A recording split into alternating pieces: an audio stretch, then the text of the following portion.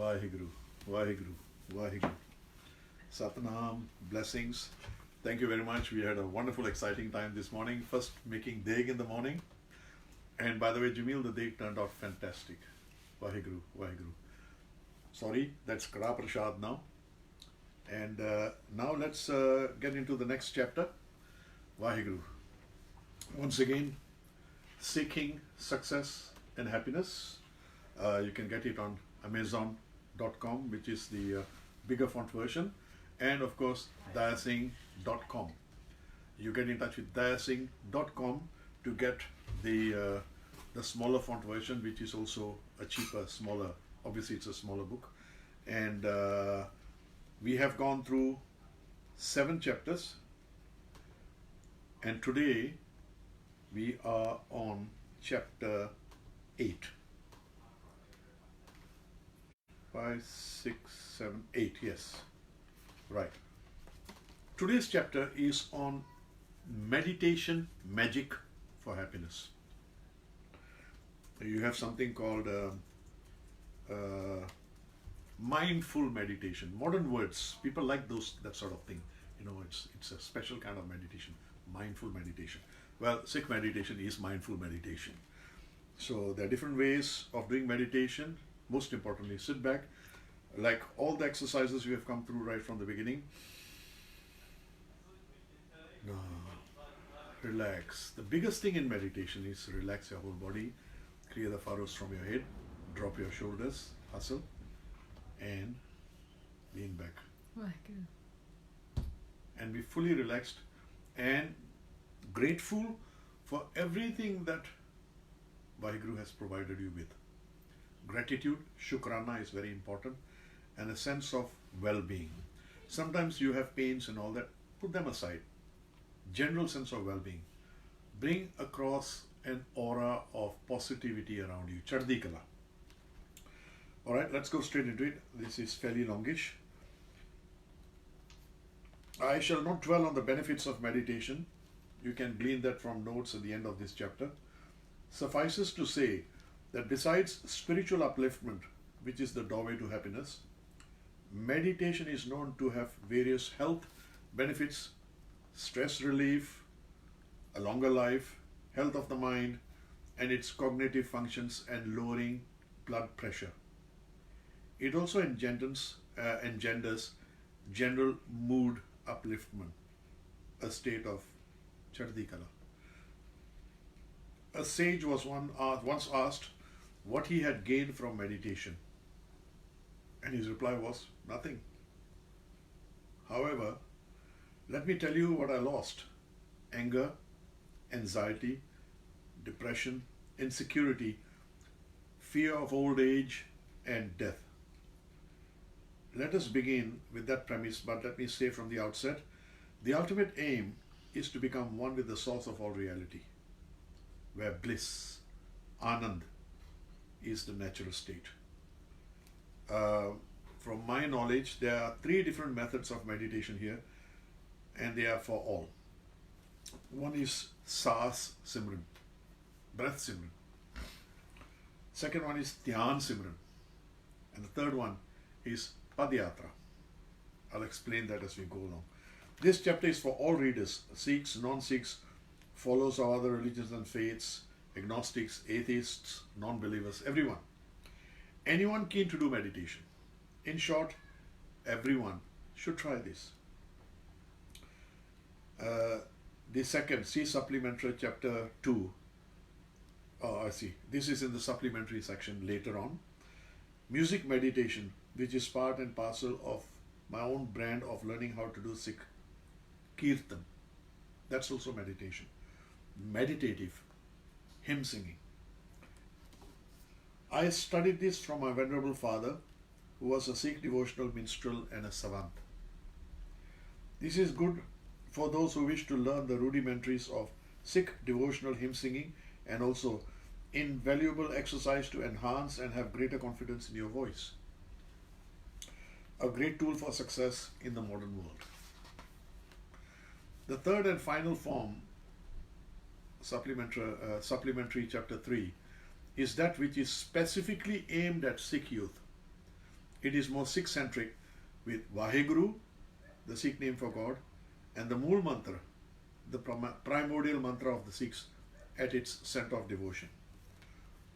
My reason of giving numerous forms of meditation is not to confuse, but to inform that there are many ways to meditate.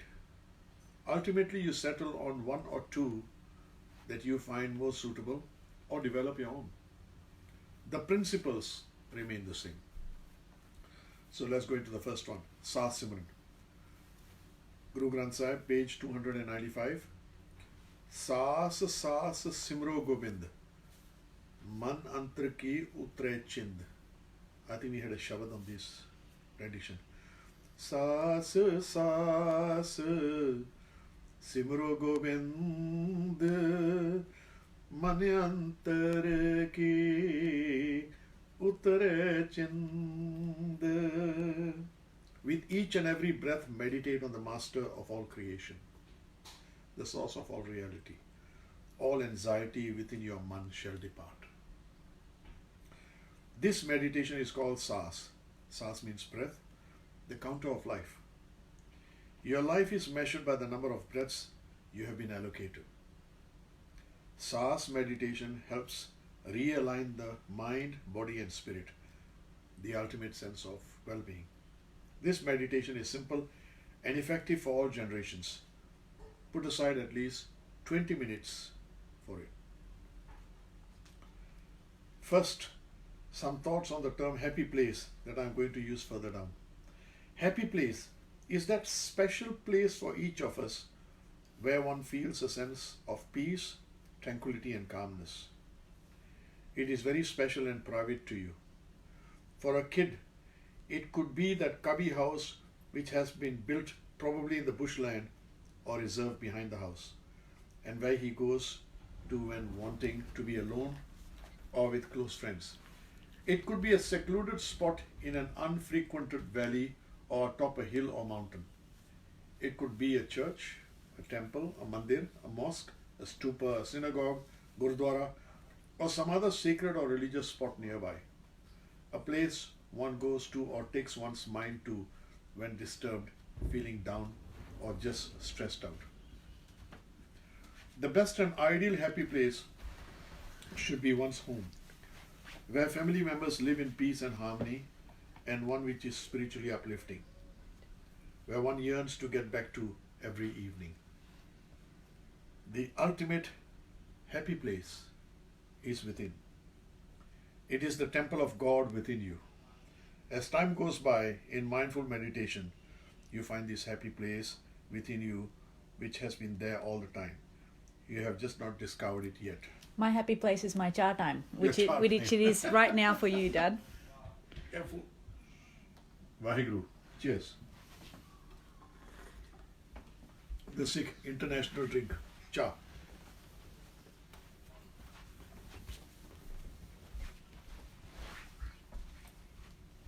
Optional.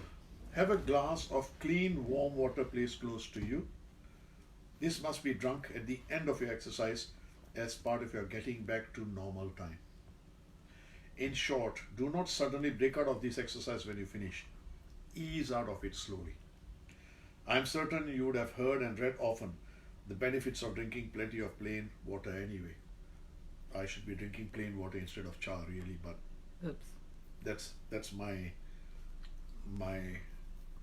habit. That is what I like to do, drink cha. Alright, so here we go. Sit relaxed and comfortable. Removal of footwear is preferable. Best posture is sitting cross-legged on soft carpet. I prefer a cushion under my bottom, which makes me sit up straight. If you are sitting in a flight, even better. Just sit back, seat upright, and close your eyes. And if in the process you fall asleep, so what? Great. You can read the rest later. Let me assure you, you will have the best sleep ever. Eyes preferably closed and preferably with light dimmed. Even with eyes open, as you read it, start practicing it. First, Let your mind wander to your happy place. Breathe deeply, preferably through nose. Hold breath and exhale slowly, comfortably. Release. Relax your facial muscles, drop your shoulders, and you will find your entire body starting to relax. But keep sitting up straight. Think and feel a sense of well-being. Think and feel shukrana, giving thanks in gratitude for all that you have already been bestowed with, even as basic as being of healthy body and mind and being able to enjoy all that there is around you. Remind yourself, I am spirit first, then heart, which is man, mind, which is mat, and lastly, physical body. So spirit is first. Dwell on breathing in the spiritual river of truth called Sat. I have mentioned this before as well. River of truth, Sat. You do not have to say it, just think it right down to your belly button. Hold breath momentarily and expel Nam, the river of love emanating from you, and also, of course, on the physical plane, carbon dioxide, which goes back into nature, and which is miraculously converted to oxygen for you to breathe. One amazing marvel of nature. We are one with the Creator, one with our surroundings, and one with those around us. We are one with creation, the feminine counterpart to the eternal male, Akal Purkh. So once again, breathe in Sat, breathe out Nam.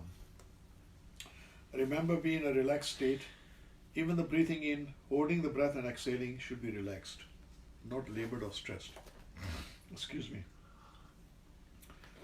That is it, no more. You will notice your breathing slowing down, your entire body relaxing, all your tightness and tension is flowing out of your body. You are in a state of well-being and one with your surroundings and in tune with the source of all reality, Vaheguru.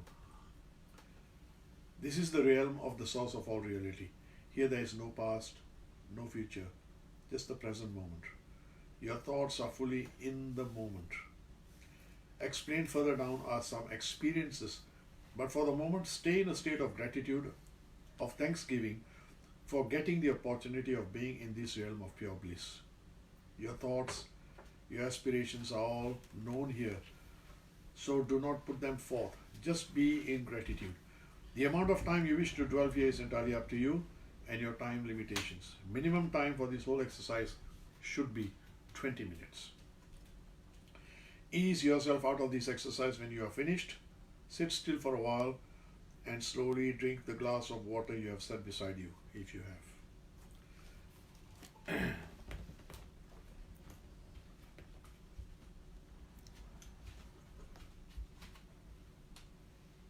As mentioned earlier, the ideal length of time for this simple meditation exercise is 20 minutes. Set an alarm if needed, as you might find your consciousness within going on a spiritual journey. This is referred to as astral traveling, whereby the soul detaches from the physical body and travels. Enjoy these beautiful moments if they can. But do not pursue such exercises any further, because they have a tendency of drawing one away from living this gift of human life to the fullest. Some thoughts on the spiritual journey that manifests. Each of us will experience different emotions and things. I shall list some from those who have sat through such sessions, but there are probably as many experiences as those doing it. Those that are good, calming and tranquil experiences, enjoy them, as they are your pathway to get in touch with the divine, the ultimate happy place within. Others with disturbing experiences need not only to work through them, but more importantly, make changes in their attitudes towards life and towards those around them, and generally dealing with life to reach your happy place. Do not despair if nothing happens. because not everyone experiences something right from the start. You're not doing this to have some sort of experience, but you are striving for happiness and all the benefits of meditation, like stress relief, lowering your blood pressure, and so on. After some time, one feels as if one is floating in a still, dark void, suspended in dark nothingness. But it is comfortable, tranquil, and happy. B. After some time, one goes into a spin as if one is going to take off. Do not be afraid. You are merely being informed that you are on a journey. Enjoy it. It will take you to your ultimate happy place. C. One senses that one is falling and falling into a hole without a bottom. Again, this could be an unnerving experience, but hold fast. And again, this will take you to your happy place. D. One sees a light in the distance and starts traveling very fast towards it. Again, enjoy the journey, and it will take you to your happy place. E. One feels that one is on a journey that is effortless, and on the way one keeps passing loved ones who have passed on, and also those you love. Even those saintly people who have come into your path before. They are merely making you feel comfortable on your journey. F. One feels nothing except 20 minutes of rest and relaxation. Accept that gratefully and enjoy it. Nothing wrong or demeaning about that. G. One experiences an overwhelming sense of deep sadness and tears flow freely. Do not cut out of the meditation. Trust this as a form of cleansing. With every session of such an experience, you will find a lightness descending upon you, like as if a weight is being lifted off. Your sadness in time will be replaced with joy. H. Any form of discomfort during meditation merely means that something in your life needs to be changed for your well-being. Then self-analyze or consultation with a saintly person is needed. Or simply put it out to the subtle body around you that you need some answers, and the answers shall come in the form of a message, a sign, or someone shall come into your life to advise you. In short, the answer shall come in one form or another, but do not give up on the exercise. Seriously, ask and thou shalt receive. Ultimately, after some time, Naam becomes an integral part of your life through a consistent practice and regularity. And once that happens, it becomes a protective fence of well-being around you.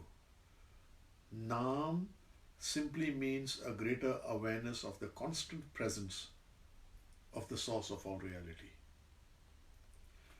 Remember, in this human form, the journey is most important, not the destination. Work on the journey. Let the elements worry about your destination. Learn this exercise first, then comes understanding, which then leads to wisdom and enlightenment. I believe in the maxim, just do it. Then you have the experience, the joy of this form of meditation. Do this exercise first for 5 minutes, then 10. To reach a mind state of theta, we have some notes on beta, alpha, theta, delta, and gamma states of mind. It requires at least 20 minutes of this meditation. Note, for those who are entrenched in other forms of meditation and the use of other mantras or words like Om, substitute Satnam for a silent inhale and a breath out of Om. Mainstream Sikhs will prefer the word Vaheguru as prescribed in the Rahat Maryada, the Sikh code of conduct. So breathe in Vahe and breathe out Guru. But I shall prefer that you refer to chapter on Naam Simran. I was brought up breathing in Sat and breathing out Naam and uttering Vaheguru under my breath. I also utter Vaheguru as often as I can. There are some notes on states of mind, which I think I will read through. You can read these from other sources as well.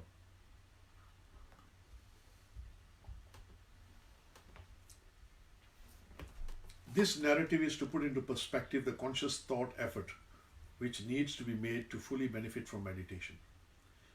Even amongst practicing Sikhs, I find generally that they carry out their daily meditational exercise called Nityanam and Nam Simran more as a prescribed ritual rather than a spiritual exercise to benefit spiritually, mentally, and even physically. Nothing wrong with that either, because any such discipline, even in ritualistic form, is beneficial. But do read the following. In this case, listen. Kabir, ek ghadi, adi hoon te aad, bhagtan siddhi goshte, jo kine so labh. Guru Granth Sahib, page 1377. Kabir, whether you have half an hour, half of that, or even a quarter of that, it is always worthwhile discussing, contemplating, and meditating upon God with like-minded holy people. Though, as indicated above, any time spent on meditating, even as a ritual, is worthwhile, it is imperative to have a rudimentary understanding of the frame of mind one needs to be in to optimize time spent in meditation. Beta, alpha, theta, delta, and gamma are states of the mind, varying frequencies of thought waves. It is accepted that the higher the frequency of your thought waves, the higher is your state of physical, mental, materialistic activity. To maximize the benefit of meditation, one needs to first lower the frequency of one's thought waves, but also magnify them. Lower the frequency and magnify them. It is like being in slow motion, but fully aware and awake. Though opinions vary, below are the generally accepted views on thought waves. Beta thought waves are high frequency thought waves, fully alert. You are thinking, talking, and communicating with those around you. One who is arguing a case or debating or making a speech is in a high beta state. You go into a very high beta state when there is presence of danger or high expectations leading to a high alert. Staying for long periods in beta state leads to tension, stress, and related diseases because you are in the mat intellect state. Most high achieving, highly aspirational human beings remain in this state, and some do not know how to get out of this state. Even when they are on holidays, their mobile phones and internet pads are ringing, demanding attention. You listening to this, Jamil? Yes, I am. Alpha, next state. Alpha thought waves are low frequency thought waves. This is generally accepted as a relaxed state of mind. In Sikh parlance, one moves from the mat, intellect, to the man, emotion mind. It is a relaxed state of mind, as one watches TV, for example. Also when daydreaming or fantasizing. This is a bridge between the conscious and the subconscious mind. But I believe the alpha state is a state of very low creativity because of lower amplitude of thought. My mother would call this state sheer laziness. So too much alpha, too much daydreaming. Too much beta makes us human machines. So we must learn to move. So we must learn to move through the alpha state to the next stage of higher thought amplification. Lower frequency, but higher amplification. Now, this is the state which I think is most interesting. The theta state. A deeper state of relaxation. This state is reached through at least 20 minutes of meditation. And one is then able to reach an absolute state of perfect calm. This is a state of what I refer to as alert subconsciousness. This is the spiritual state where one moves towards the source of all reality, Vaheguru. The brain waves are of greater amplitude but lower frequency. The creative stage, the man feeling stage. This is the state of the mind that is teeming with possibilities. The seeds of your true desires, aspirations get planted here for fruition. Bin bolya, sab kuch janda. Sikh saying, without you speaking, he knows it all. A great many meditation techniques are just about the alpha state. But through mindful meditation, which is Naam Simran, is by getting to the theta stage. Now, 20 minutes of meditation mentioned in theta above is an arbitrary period. Ghari, according to our stages, which is a portion of time. It's mentioned in Sikhism and also in the quote of Bhagat Kabir that I had mentioned earlier, is about 19 to 22 minutes. From personal experience, 20 minutes appears to be the right minimum period of time needed to be in a theta stage. Beyond this is the delta stage. Delta, an even deeper state of relaxation sleep. It is also the intuitive state. For example, if the phone rings, you know who it is without picking it up. Hence one reaches a heightened state of acute awareness and intuitiveness. This is the best state to be in, just before falling asleep. To get to this state, we need to spend the last hour before sleep in bed reading something calming, soothing or inspirational. For a Sikh, we conclude with reciting Sohila to reach a delta state while asleep.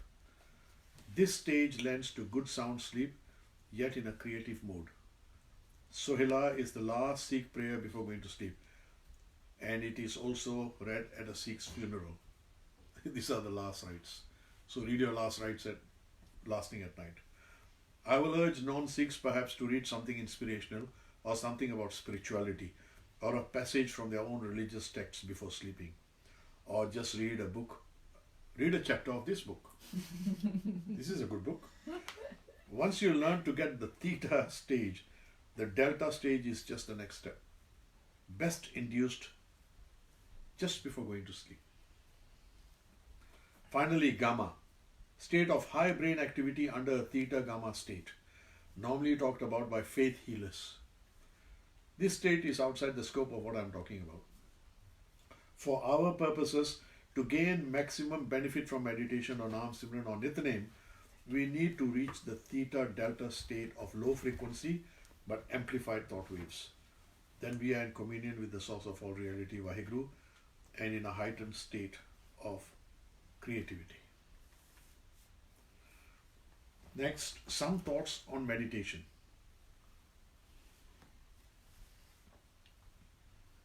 One should be in meditation most of the time.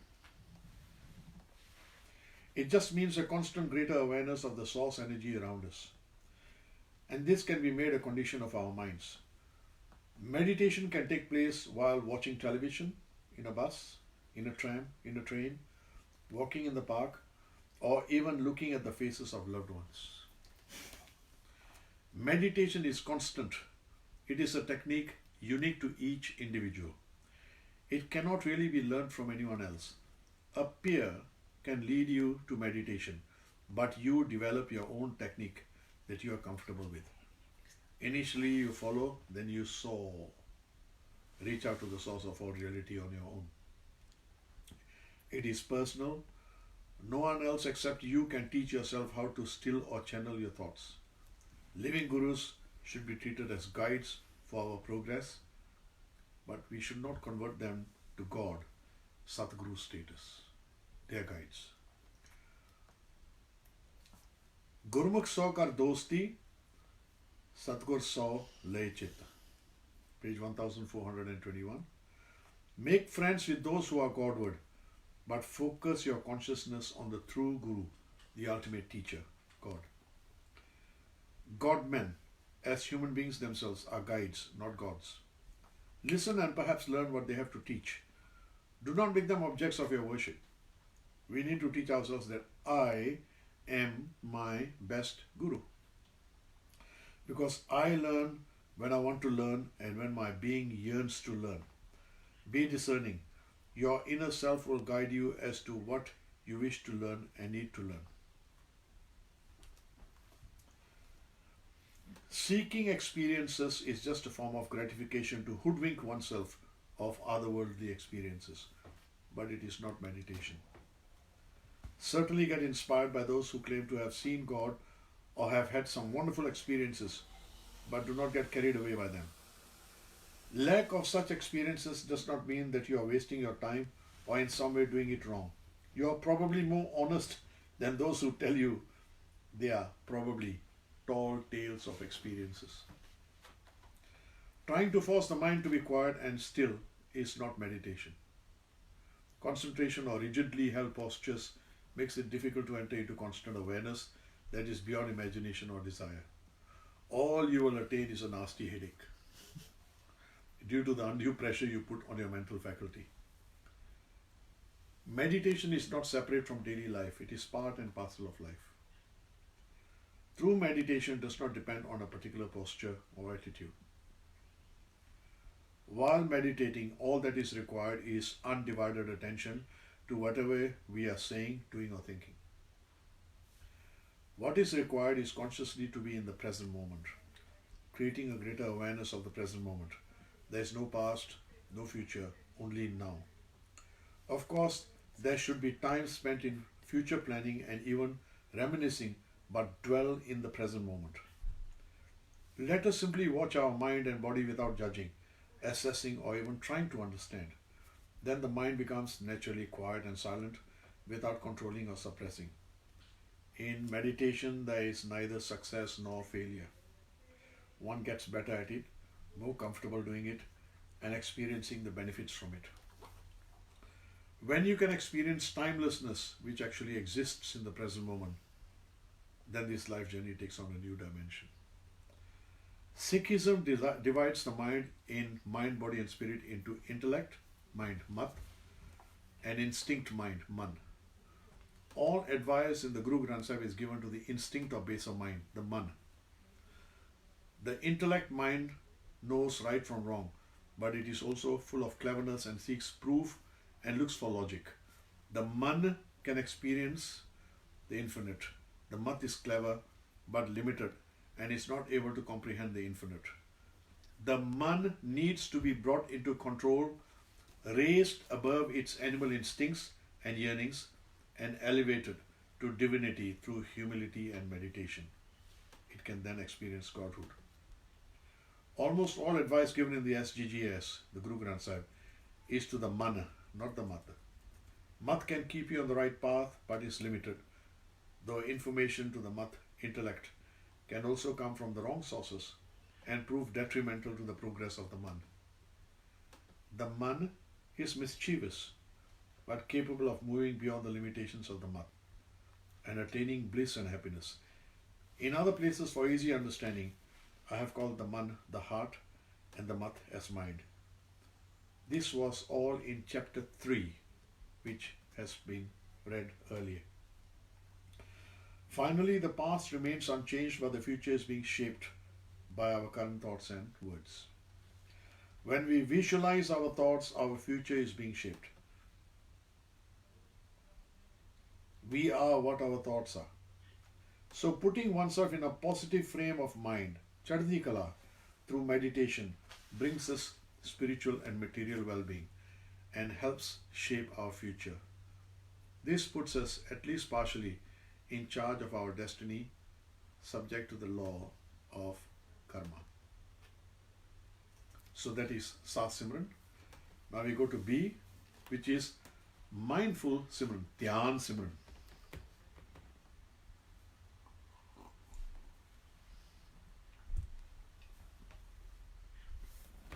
Quotation from page 937, Guru Granth Sahib.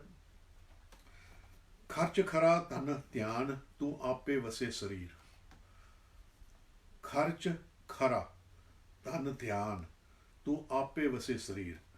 Partake of the true wealth of meditation, and the Lord Himself shall abide within your body.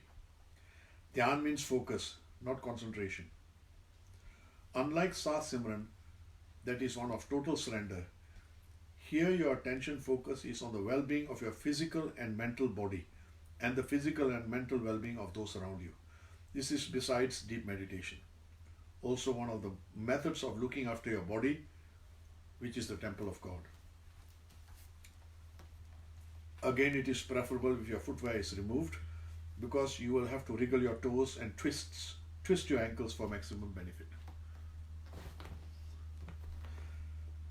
It is also preferable if you are sitting on a chair with your feet touching the floor. A flight seat is ideal, or just a straight back chair. It is important that your spine is straight. You can also do this lying down on your back, legs slightly apart, toes relaxed, and arms, hands by your side, completely relaxed. Lying down and doing this also leads to sound sleep immediately after. Optional, place a glass of preferably lukewarm water close to you. This should be drunk at the end of the exercise. I myself do this meditation in flights. The flight attendants are more than happy to bring you a glass of warm water. The more water you drink, the better it is for you anyway. Now, first consciously follow the exercise as you read this slowly. You'll feel the energy even as you do this exercise while reading this. As I said before, meditation is all about feeling. Number 1, spend a few minutes in the Sa Simran Theta state. You are now generating positive, life-affirming, rejuvenating and divine healing energy, the Sat, as you breathe in. There is energy being formed. Your thoughts are now still, completely drawn towards your own personal well-being. The only movement is your slow and deep breathing. You are in a relaxed state. Remember, do this exercise as you read all this. Later you can do it with your eyes closed.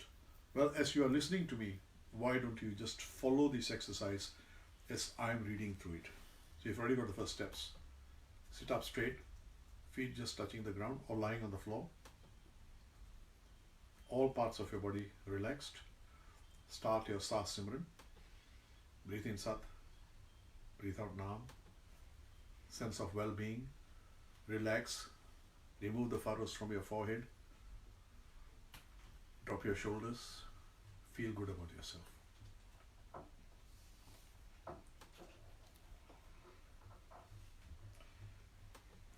Feel the amazing energy Sat that is now coursing through your body as you breathe it in.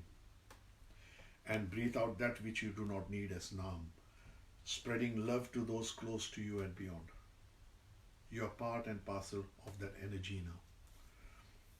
In about 5 breaths, push this energy slowly and consciously down through your hips, your thighs, right down to the soles of your feet.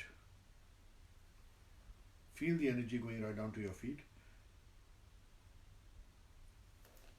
Do this. 2 breaths, 3 breaths, slowly. Take your time and start feeling the energy going down to the tips of your toes. Wriggle your toes. Feel and direct your thought to the soles of your feet and heels. Why don't you do it? Sit on and do it.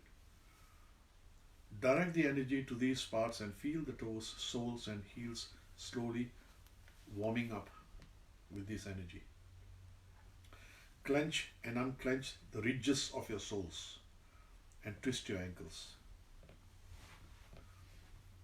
Feel the energy now in your right feet right up to your ankles.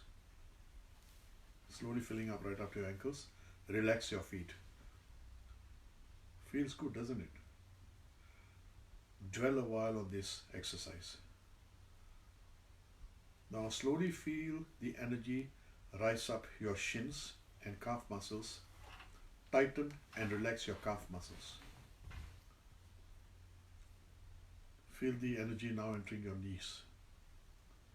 Clench, unclench your knees. Feel the energy in them. Feel the energy move up to the thigh regions, thighs.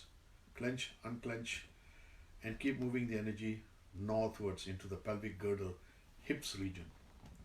Move your hips, an important part of the physical body. Let the energy dwell in this region for some time. The various organs which, if not functioning well, can cause great discomfort. Let Sat Course through all of them. Don't be shy. The anus, the sex organs, clench, unclench. Feel the energy coursing through them. Meanwhile, in the background is your slow, steady, and regular breathing. Inhaling Sat, exhaling Nam. Keep filling yourself up with more and more of this energy with every breath.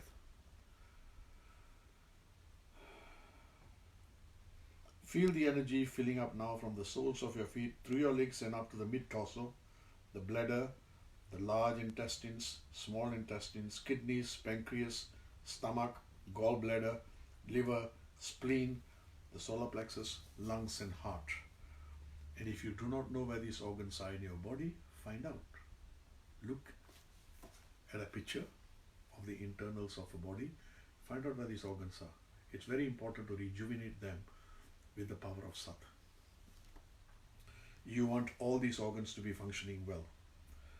This is the tender loving care you can give them by consciously sending this life force to all these organs, feeling them and energizing them. Knowledge of the position of each vital organ and its functions is a good idea. It makes one more conscious of the importance and the marvel that is your body. Dwell on the heart. Let Sat swirl around it and in it. Feel it pumping and sending your blood throughout your body. You are now full of the Sat energy, life force, right up to your armpits. Dwell on this energy coursing through your whole body and rejuvenating all your organs and clearing out all impurities and energizing them. If within this area of your body there are certain parts of you in pain, like pain in the knee, hip pains, organ problems, then send the energy back to that point numerous times and feel it soothing, massaging, caressing, and rejuvenating that particular area. Now send the energy through your shoulders, down your upper arms to the elbows. Feel your forearms, your wrists. Wriggle or tighten and untighten each part as you feel the energy coming to that particular spot. From your wrists to palms, back to your hands, through to all your fingers and thumbs. Feel the energy back through your arms to your neck. You are now neck deep in this energy. Feel it. Feel it coursing through your whole body. Now let us move the energy up your neck. I find that most people have pains in the neck. Send strong doses of this energy to that region. Exercise the neck by moving it around, rotating it, and feel the energy surging in as you exercise it. Feel the relief that it gives. Remember, it is also the energy that cures aches and pains. You are now engulfed with this amazing energy, the ether. It feels like being in the womb of creation, a loving, warm feeling. Enjoy this feeling for as long as you wish. Feel the tingly sensation of this energy as it courses through your whole body, dwelling, massaging, and caressing those parts which are in pain. Now, being full of this life force, you are in a position to send out this loving, rejuvenating, life-giving energy, firstly, to those nearest and dearest to you. Send waves of energy and love to them. Now send this energy to friends or relatives, acquaintances who are unwell and whom you feel need this energy, and send them your well wishes. The 16th point now is a difficult one, but this is most important. Send this positive, live, rejuvenating energy to those who perhaps do not like you, and more importantly, those you might not like for any reason, or simply those who you consider your enemies. They might have caused you harm, cheated you, or let you down, causing you to hate them. Remember, these human beings came into your life for lessons you needed to learn, all part of karma. Even though they might have done you harm, you must bless them and send them on their way. By doing so, you are relieving yourself of the negative burden of hate, feelings of rancor, or even jealousy. Be generous and more importantly, do yourself a great deal of good by being magnanimous. You'll feel lighter and happier for it. You need not forget, but you can forgive. Be at peace with your enemies, and by doing so, you'll find your own peace. On the other hand, if you have done harm to someone, then you must take steps to undo that harm if you can, and forgive yourself for doing so. Number 17. Lastly, send this energy out to all parts of the globe to will peace, harmony, and well-being to all humankind. How long we wish to spend in this wonderful, loving, soothing, curative, rejuvenating, and peace-spreading energy and state is entirely up to you. You can lose yourself in this for long periods. Point 18. When you are done, slowly open your eyes, sit a while in that state before moving. Finally, drink that glass of water. Savor this wonderful moment. If you do not have that glass of water, it doesn't matter. But slowly come back into this present existence slowly. Do not snap out of it. So that's Dhyan meditation. And I have a brief note here on Padayatra. Only a couple of pages left. This is meditation while walking. This is one of my favorite forms of meditation. Our life has become very sedentary. We lack exercise. Walking is one of the best forms of exercise. The founder of my faith, Guru Nanak, walked from Punjab to the borders of China to the east, to Sri Lanka to the south, and from Punjab to the Mediterranean Sea to the west. Walking is an ancient form of meditation called Padayatra. It is important to walk at least up to an hour per day for health. An hour a day. It is also a great form of meditation. But that can only be done if that does not entail taking your dog for a walk, nor listening to your radio or iPod. Enjoy the sounds of nature and just be. Be silent as you walk. Become a part of the environment around you. A peaceful nature walk is recommended.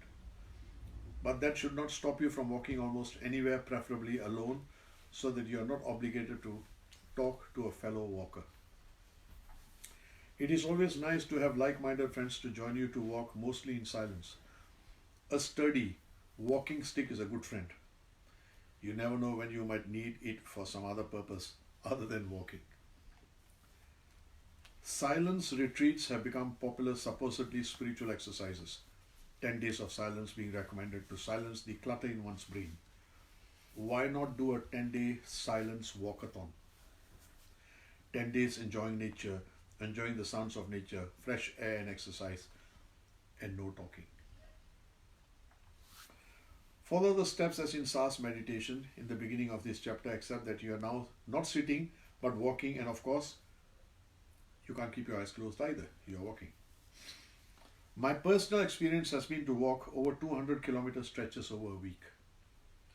I have done this numerous times in my country of birth, Malaysia, carrying bare essentials and staying mainly at gurdwaras on the way. I wish to experience this meditation firsthand. It is of course also a great form of exercise. It is very rough on the toes, so one should have good footwear, even good strong open sandals. We, a number of us, for safety purposes, have on a number of occasions over the last few years walked along the lesser roads, walking single file from dawn to about 10 to 11 a.m. before the strong midday sun, and then again from about 5 p.m. to nightfall. It is an amazing experience from the mind being fully active to a state when one knows that the mind has shut up and the spirit has taken over. Even the physical body after some time gives up on your seeming madness, but the spirit carries you through. I have heard stories of those who have walked thousands of miles in this amazing quest of a physical journey to get in touch with the inner self. As mentioned earlier, Guru Nanak Ji walked halfway around the planet. Step out of your comfort zone sometimes and try this.